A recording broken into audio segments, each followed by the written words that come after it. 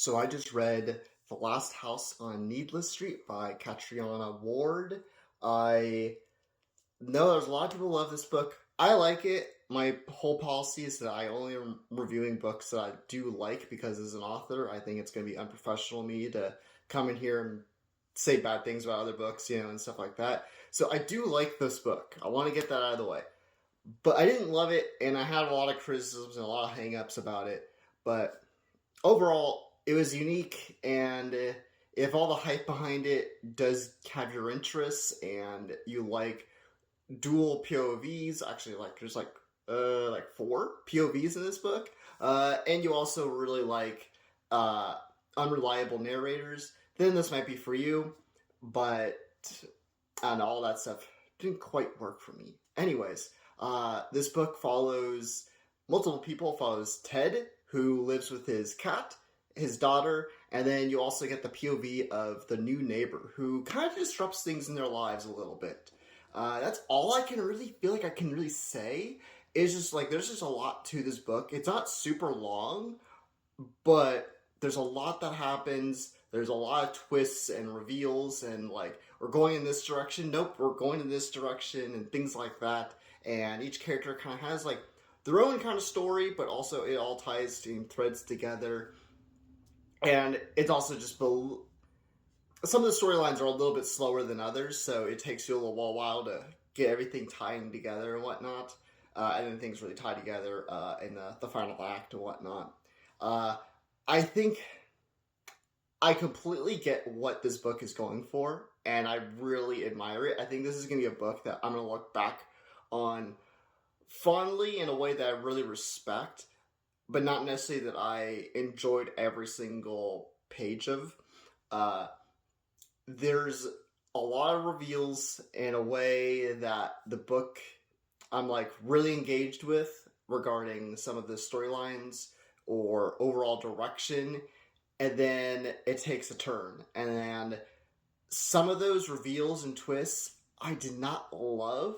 Uh, some of them had me kind of doing mental gymnastics of like, wait, so how does this thing work and stuff like that. And I think now that I'm finished with it, I think most of those dots connect pretty cleanly. I think the explanations get a little heavy-handed, to be fair. I think you get a point where there's just exposition like crazy. There's just a heavy amount of exposition to explain everything and make sure all the ties are connected and everything wraps up nicely.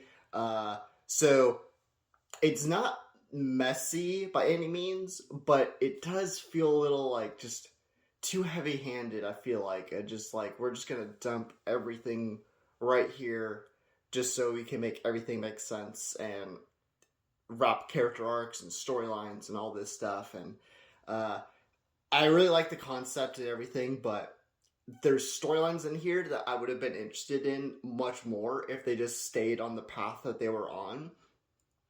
And it leads to some resolutions that are very satisfying. It leads to some resolutions that are not so satisfying. So I have a lot of mixed feelings about this. It took me a little bit for it to grow on me, just in terms of the POVs. Uh, Ted's POV, it took me a minute just to be like, what's with this guy? What's his deal? And then I was like, oh, I think he's like this. Oh, no, I get it now.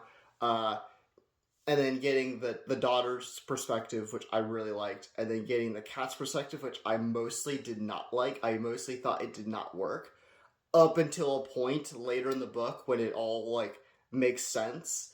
But I still think we could have maybe removed certain scenes and stuff like that, because I don't think I needed this much POV from the cat perspective.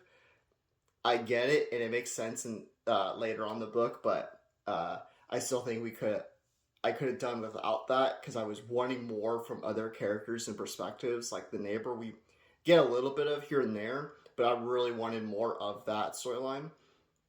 So I know it's more of a me problem, definitely more than the book, because I think this is a very well written book, very well thought out, of having kind of a complex storyline, but unfortunately did not work out the way I hoped it would. But definitely enjoyed it enough. I would give this a cautious recommend. Give this a maybe. If the things I'm saying regarding multiple POVs and unreliable narrators and things like that does really catch your eye, then I would go for it, especially since there's so much love for this book, so you might love it too. Unfortunately, I did not fall head over heels for it.